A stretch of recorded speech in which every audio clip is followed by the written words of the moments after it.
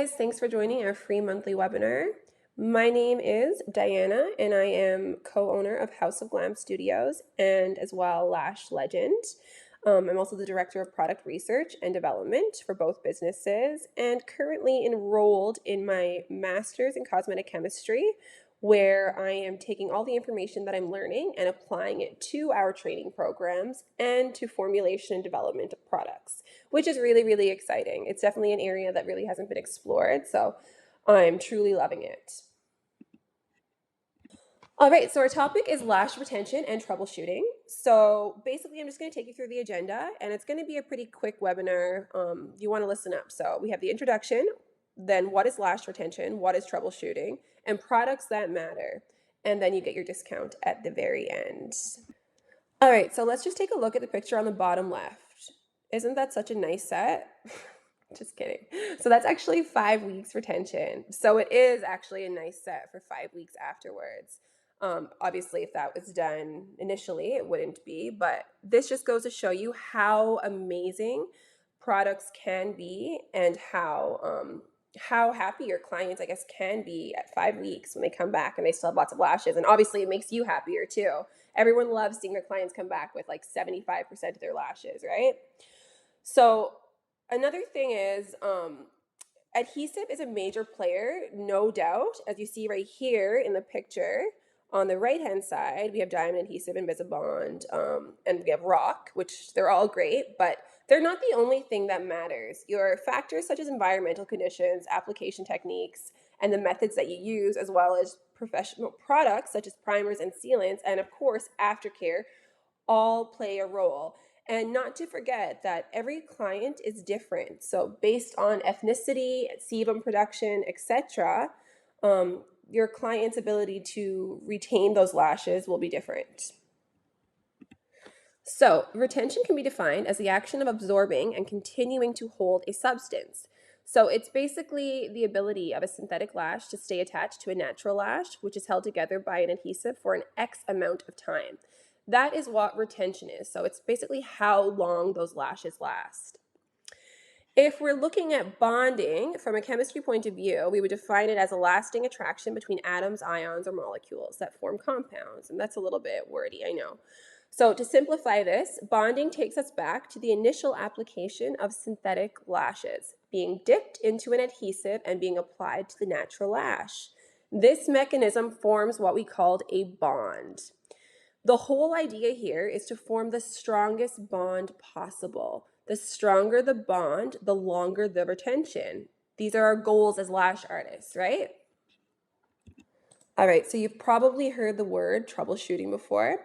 Maybe you've looked at it as more of a problem solving. It's basically the exact same thing. Before you begin any service, you need to know your environment, your products, and your client intake forms, and don't forget your liability waivers. They all come into play, and if you aren't aware of your client's medical history, then you may be setting yourself up for poor retention. So I'm just going to give you an example here.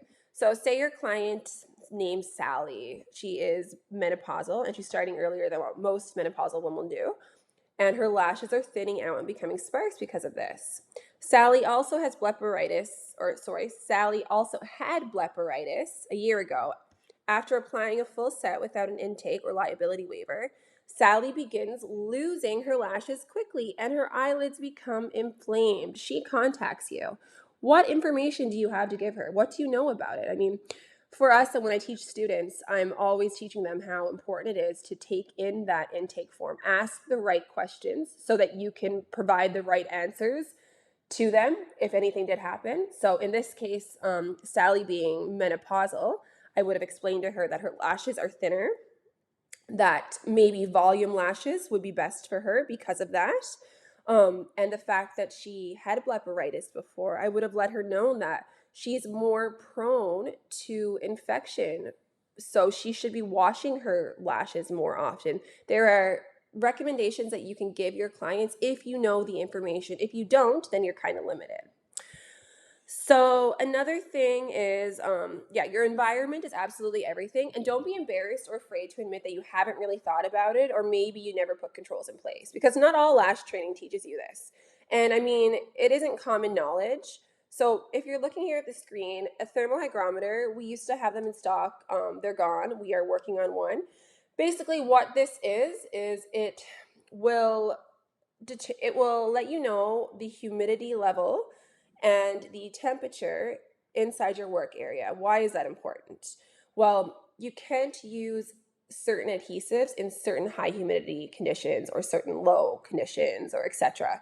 Your products all work optimal in certain environmental conditions. So if you start applying lashes to somebody, so for example, say the humidity is extremely high and it's like 70% or 80% or even 100%, because let's face it, that happens so often.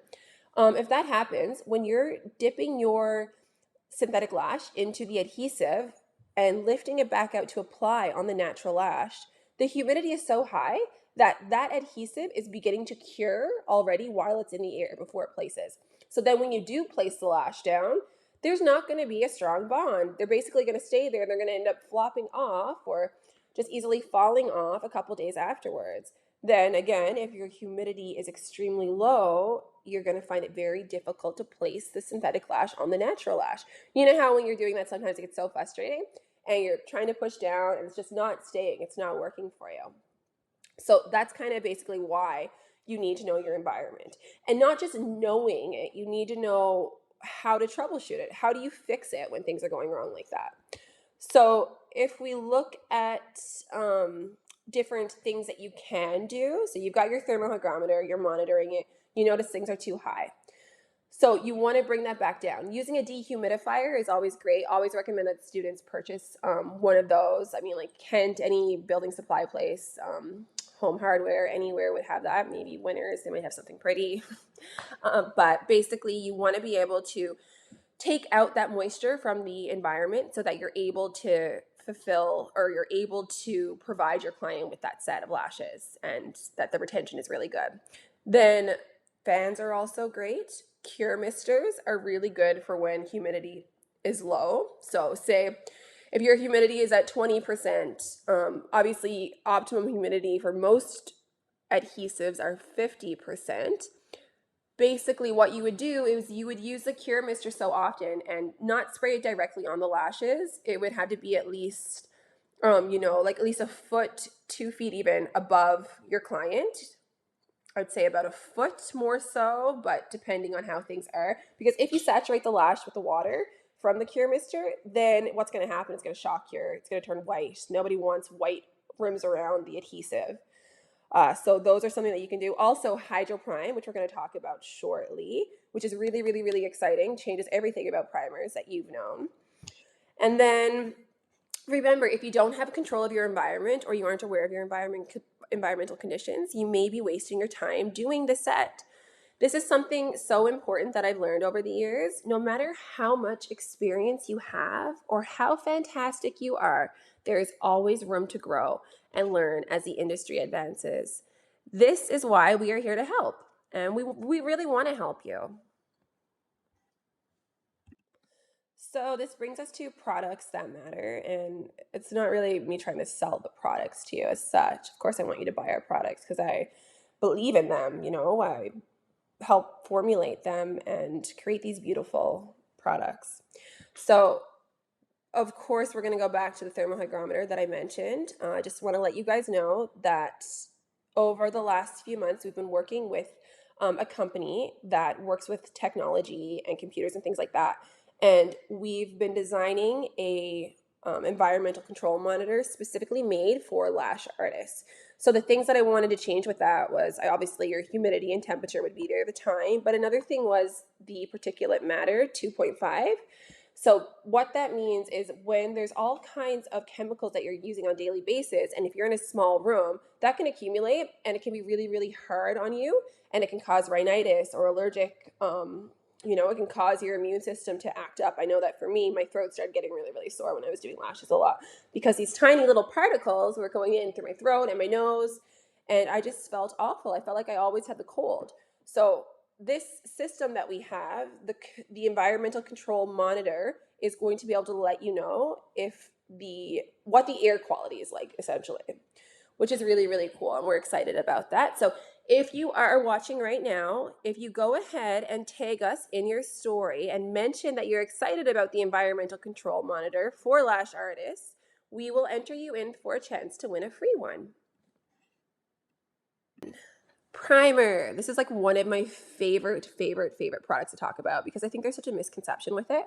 I guess it was a long time ago, and still even today, really, people were hesitant on using primer. And the way that I look at that is, if you're going to apply adhesive to a lash, don't you want to know what you're working with? Don't you want a clean base? I certainly do. You wouldn't want there to be some kind of interaction between it.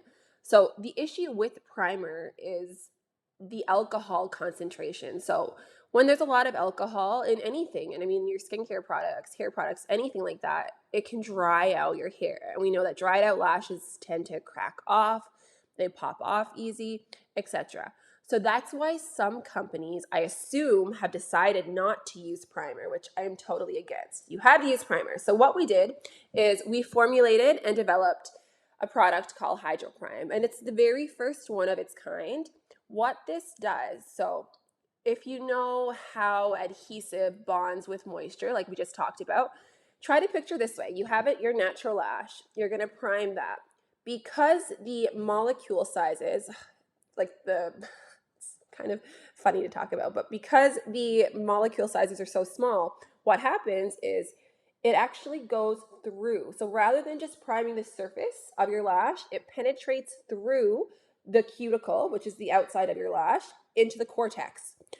Then once that happens, it actually allows the natural lashes to stay moisturized throughout. So what does that mean exactly for you for doing lashes? It means that your bond, when you go and place that synthetic lash onto the natural lash, what's going to happen is that bond is going to happen immediately.